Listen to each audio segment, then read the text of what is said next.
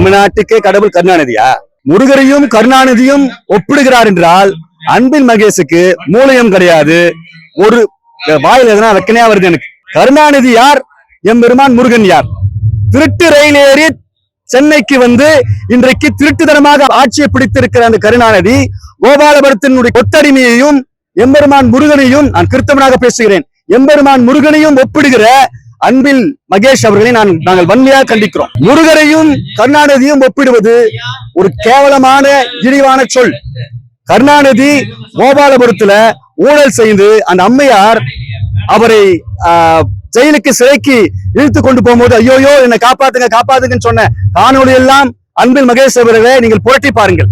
அது அவரை போல முருகர் எங்கேயாவது தேடினாரா? கடவுளே இல்லை என்று சொன்ன இந்த கேடுகட்ட கோபாலபுரத்தின் ஆட்சி, கடவுளே இல்லை என்று சொல்கிற திராவிட முன்னேற்ற கழகத்தின் ஆட்சியை எதிர்க்க அறநிலைத்துறை, அதற்கு திருட்டுத்தனமான ஒரு அமைச்சர்.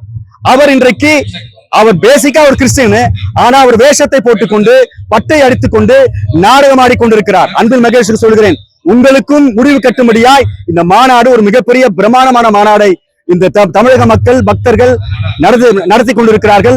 ஆகவே அன்பில் மகேஷ் அவர்கள் இந்த வார்த்தையை திருப்பி பெற வேண்டும் என்று சொல்லி இந்த காணொலி வாயிலாக கேட்டுக்கொள்கிறேன்.